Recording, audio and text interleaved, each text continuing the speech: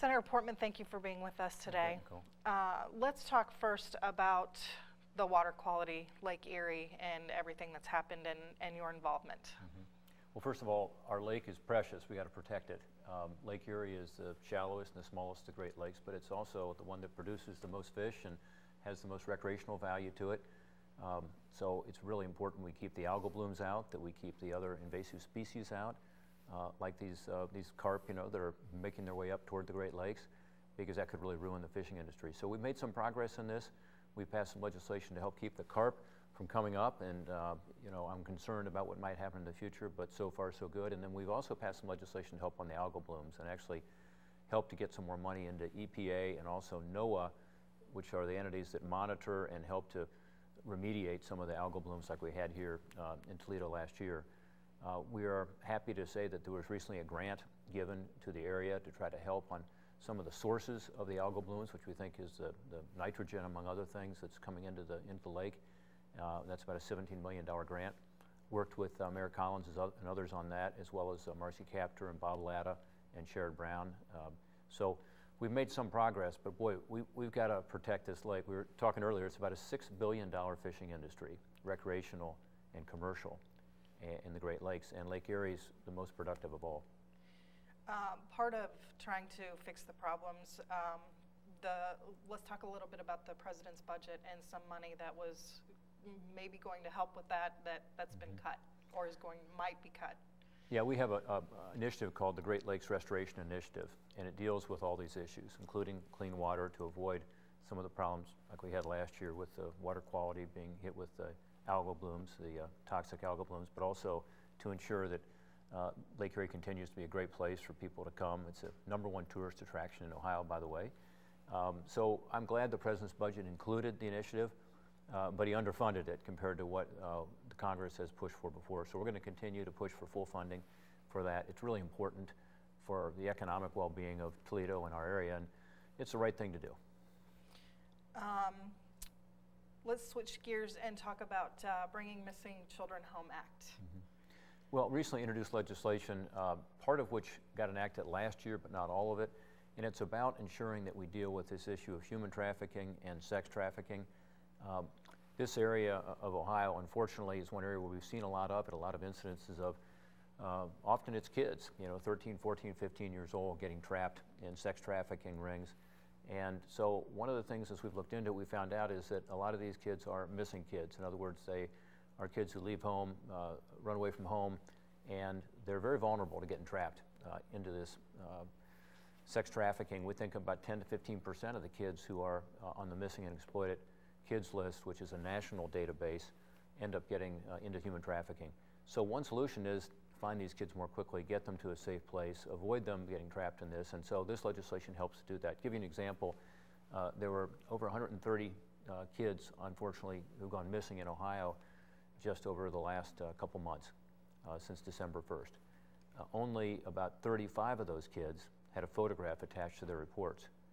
And so one thing this legislation does is it requires that there be a photograph produced immediately, and that photograph go to law enforcement, child welfare agencies, faith community, others who are trying to help find these kids. And so it's in reaction to this information we've gotten about how this human trafficking, sex trafficking issue occurs and trying to get to the bottom of it. It also changes the definition for purposes of helping these kids get back on their feet.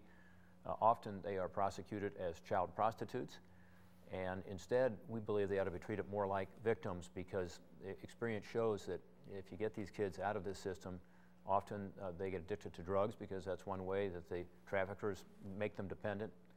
If you can get them out of that system and get them into treatment, get them into recovery, get them into a home, either a foster home or back to their homes where they can find what they need in terms of support, it can be very effective. If not, if they get in the criminal justice system, often it just spirals out of control. So we're trying to help to find these kids, to save them, but also ensure that we get these kids into an environment where they can get back on their feet.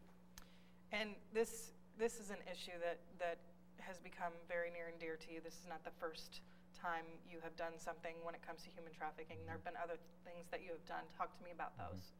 Well, it's one of these issues, I think it's kind of one of the human rights causes of our generation. It would probably surprise a lot of people to know what's going on. They think in Ohio there are about 1,000 kids who are being sex trafficked today. Human trafficking is also international. And so I did start a caucus on this in DC just to raise the awareness and get all the Senate offices involved in it, engaged in it. We've passed some good bills to try to help on it.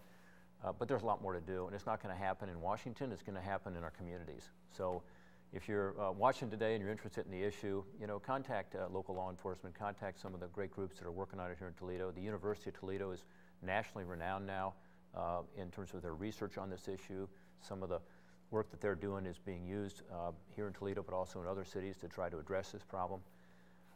I also have legislation to increase the penalties for the predators that are engaged in this, because too often I think we kind of turn our heads and don't deal with this issue, because it's incredibly important that we begin to keep these young people from falling into this trap and instead allow them to reach their God-given potential. And so that's what this issue is for me.